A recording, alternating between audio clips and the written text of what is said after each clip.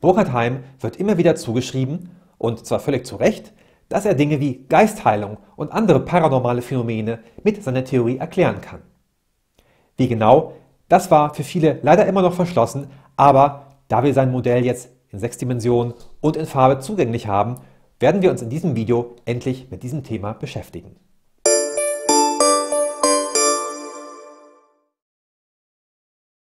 Hallo und herzlich willkommen zu 6 Dimensionen in Farbe. Mein Name ist Hannes Schmidt und ich erkläre euch die Gedankenwelt von Burkhard Heim in verständlicher Sprache und anschaulichen Beispielen. Es gibt eine unglaubliche Fülle von wissenschaftlichen Studien zu paranormalen Phänomenen wie Telekinese, Gedankenübertragung, geistiges Heilen. Wir können daher mit Sicherheit sagen, dass es diese Phänomene gibt.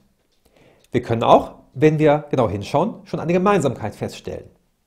In allen diesen Fällen geht es darum, dass sich Materie, lebende Materie oder die Psyche auf eine Weise verhalten, die jenseits der normalen Wahrscheinlichkeit liegt. Sie wird also durch einen noch unbekannten Prozess irgendwie anders organisiert.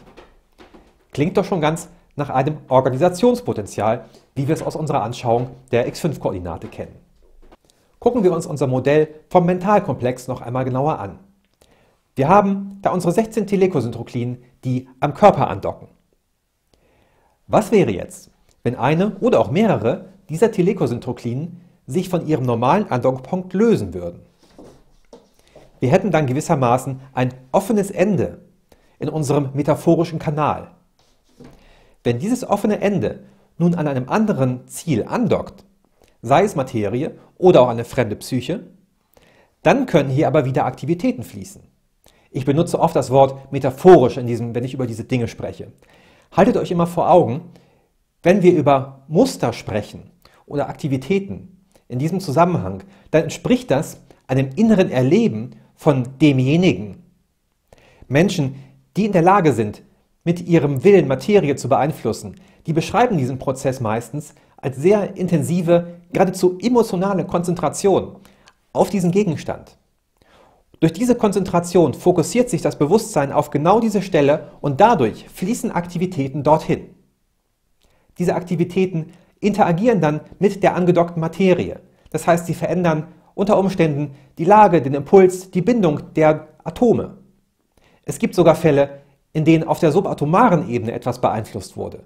Das heißt, es fand eine Transmutation chemischer Elemente statt. So viel zum Andocken an physische Materie, also dem Bereich Alpha der Physis. Schauen wir uns an, was ist denn, wenn eine fremde Psyche angedockt wird? Jemand, der geistig heilt, der muss sich auf die zu heilende Person einstellen und dann den Willen haben, dass diese Krankheit geheilt wird, in Verbindung mit einer Übertragung von Gefühlen oder Energien, also Aktivitäten. Hier spielt jetzt allerdings eine wichtige Vorbedingung mit rein. Das Ganze kann nämlich nur funktionieren, wenn erstens der Empfänger natürlich den Prozess bejaht, aber auf Seiten des Heilers vor allem müssen gewisse ethische Voraussetzungen erfüllt sein.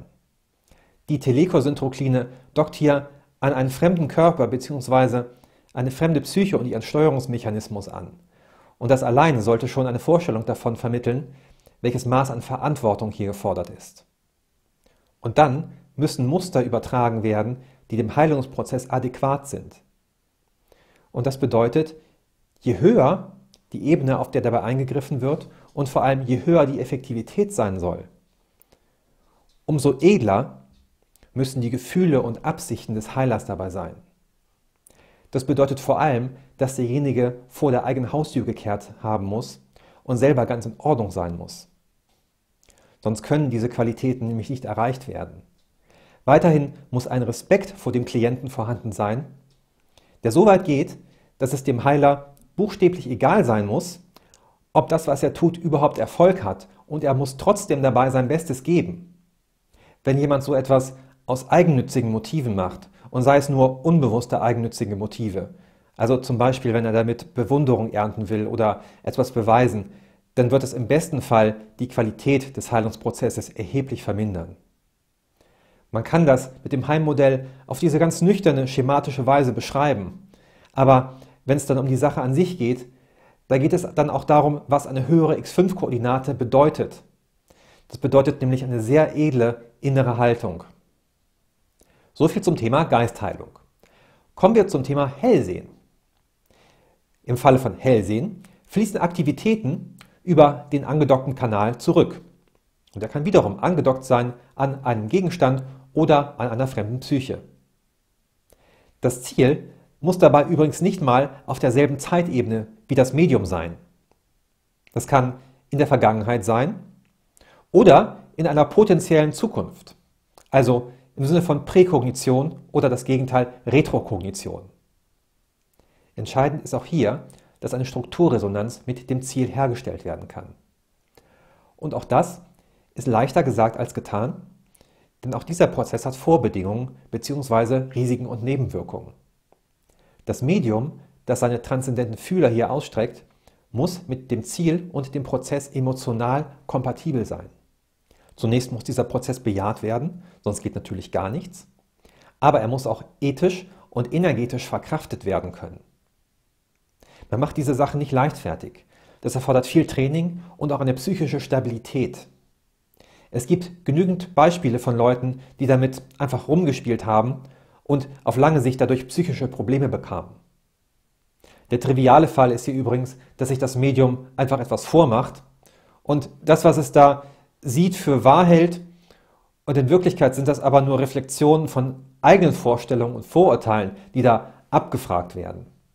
Die Literatur und das Internet sind voll von solchen Informationen, die als große Wahrheiten angepriesen werden, in Wirklichkeit aber nur Trivialitäten sind. Auf diese Weise wird leider auch eine ganze Menge Verschwörungsunsinn in die Welt gesetzt. Man könnte diese Analysen jetzt noch weiter fortführen, aber ich glaube, das Prinzip wird klar. Es werden Aktivitäten ausgetauscht mit einem anderen Ziel als normalerweise. Wenn wir nun dieses normalerweise, also den normalen Lebensprozess, einmal vergleichen mit dem sogenannten Paranormalen, dann muss uns eines auffallen. In beiden Fällen geht es nämlich darum, dass entweder Organisationspotenziale aktiv übertragen werden oder Aktivitätenmuster passiv absorbiert werden. Nur im Falle der normalen Körper-Geist-Kopplung ist das so intensiv und vertraut, dass wir nie auf die Idee kämen, das als etwas Außergewöhnliches zu betrachten. Aber damit kommen wir zu meinem Burkhardt-Heim-Lieblingsbegriff. Heim sagte nämlich, eigentlich gibt es da keinen prinzipiellen Unterschied zwischen den beiden Vorgängen und deswegen könnte man den gesamten Lebensprozess nämlich bezeichnen als uneigentlich paranormal. Finde ich zum Totlachen. Man kann sich sehr lange mit diesen Dingen beschäftigen, man kann sie sogar üben. Burkhardt Heim hat sich ihnen auf einer rein intellektuellen Ebene genähert und damit das große Verdienst vollbracht, sie in ein modernes, wissenschaftliches Weltbild zu integrieren und erklärbar zu machen. Wenn man nun dieses ganzheitliche Modell anführen kann, dann wird die Luft für die Skeptiker deutlich dünner.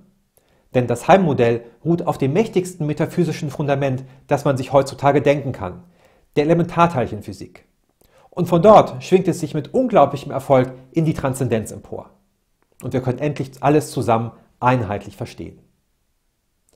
Deshalb ist es mir so wichtig, euch das ganze Gedankengebäude verständlich zu vermitteln, damit ihr damit auch argumentieren könnt. Denn letzten Endes wollen wir immerhin eine wissenschaftliche Revolution anzetteln. Wenn ihr an die Revolution glaubt, dann vergesst nicht, den Kanal zu abonnieren, mir ein paar Likes dazulassen und beim nächsten Mal wieder reinzuschauen bei 6 Dimensionen in Farbe.